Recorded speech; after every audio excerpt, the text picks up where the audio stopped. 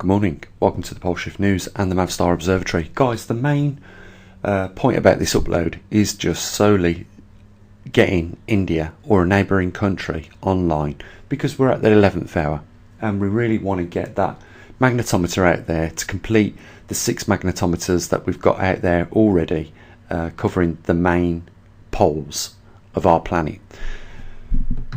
So as usual guys, before we get into that, I want to thank the people that are supporting the observatory. I know guys, it's your hard-earned cash. You're already being taxed on your wages already, and there are organisations that receive, public funding directly from the taxes that you make, but the information never gets back to you in the way it does that we deliver it on this website. This is a publicly funded observatory and it is global. I think NASA would be a little bit envious of what we've managed to achieve on such a small budget as what we have.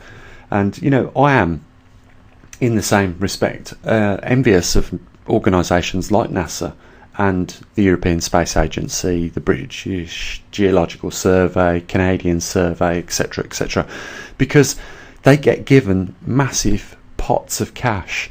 And it's easy when you've got the money to pull off something like what we've done on this observatory around the world. The only way we can do it is by volunteers and people donating that cash.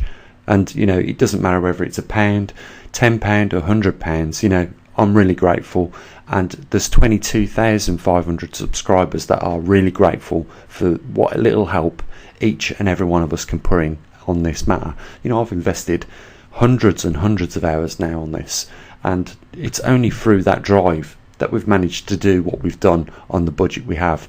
But I'll tell you now, it isn't a small thing. NASA, like I say, would be envious, because they're the organisation that is responsible for delivering this data on global events such as the magnetic anomaly.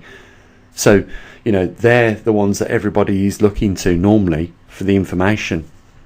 And for someone to come along with a little observatory like ours and offer the same sort of data, information, and to some levels more than what they do, must be dust in their eyes. So real big thanks to you people that are supporting the observatory, and I hope that you continue to do so. We will continue to relay that information, what we gather on the data that we collect, back to you. So guys, what we really need now is a magnetometer, the 6th magnetometer, to go out somewhere in India or around about that region.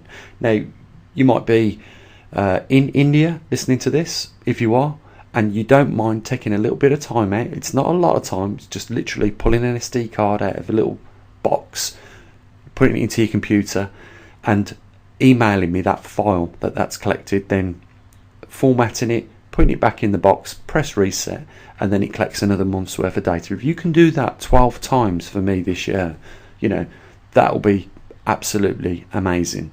So you might be living in India, or you might have family members that are in India, and they've got a computer, and they don't mind taking a little bit of time out for this research that we're trying to do. Get in touch, give them a call, ask them if they can take on a magnetometer for that location, and we can complete the 12th hour on this project. It's sometimes frustrating guys, that we've been nearly now 4 months on this project, getting these magnetometers out around the world, and we're starting to get the data in. Another couple of weeks we'll have data from all these locations that you're looking at. We've got one going out to Hong Kong, and another month's time we'll have the data off that, and hopefully as well within the next month or two, hopefully it's 1 month, we'll have the data coming back from India or a location in that area. It's sometimes frustrating that it takes months to do these things. I mean, if you've been with me for a while, you'll remember it took nearly 2 years to build the TriMag system, and that was simply because we didn't have the budget to go to a company, here's £100,000, build this thing for us, and then we can start using the equipment and start collecting the data. It took 2 years to do that. It's took 4 months to get these magnetometers out. It's a little bit quicker than the first time, and that's because we'd already gained some knowledge on programming these devices, so it was easy just to change a little bit of the data in the program, and then start collecting them, start getting them shifted out around the locations that we've got them. But it's sometimes frustrating, guys, because if you had a pot of money where you could just say to somebody, right, program this for me, build this for me, it would seem like we could have these things in weeks as opposed to months or even years. But it's not the case. So that's why I say sometimes I'm envious of NASA, because once they get the idea, they've usually got the cash flow. It's a simple fact of just building it and getting it done. So guys, really I want to get this completed. I want this last magnetometer for now to go out as soon as possible, and I want to get on with the cloud chamber. I've got lots of things I want to do for the observatory, but I really don't want to make promises, because I don't want people waiting months and months or even years for these things to start to mature. I want to get this one finished, like we got the TriMag finished, like we got the magnetosphere sensor that we've got here in the UK finished. Get these 6 magnetometers out now so we can concentrate on the Canadian pole, the Siberian pole, and the Antarctic pole that's now creeping up over Australia. If we can do that, we're doing good. I think you'll agree. We're doing a really good job. There's no other little observatory out there, and I know some people sometimes send me links to these websites, or Terry, you get a little mention here because you recently sent an app address for people with smartphones, so they can monitor with the magnetometers that are actually in their smartphones, the magnetic region where they are, or the nearby facility. But the problem is with things like that is they're just not like the magnetometers we've got, and the reason why is because you're carrying these mobile phones around. You're jumping in and out of cars all day. You're constantly in different magnetic fields. It would be working well if you could just glue your phone to the wall and not use it ever again, and just collect the data off it. Then that would be fine.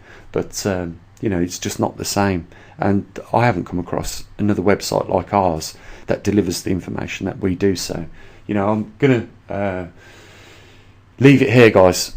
I'm just going to say, we're trying to get one out now in India, and as soon as we do, we can start collecting the data from that. We've got this little project finished, we can move on with the next. So I'm not going to ramble on, because I get accused of that a lot. I'm going to say there's a link down there if you want to support us on Patreon. And you know what, it is a pity that there is only 157 people on Patreon supporting us, when really there should be 1,000. When you look at on YouTube at some of the things that tens of thousands people support on Patreon, and then compare it to what we're trying to do, it's like puts it in perspective where people's thoughts are right now. So if you want to support us on Patreon, it is absolutely appreciated. And if you want to just make a one-off payment, the PayPal link's down there as well. Guys, I'm going to catch up with you in the week. Hopefully we'll have some more information on whether we've got someone willing to take one of our magnetometers out into India. And I'll say what I usually do. Have a great week, and I'll catch up with you then. Bye for now.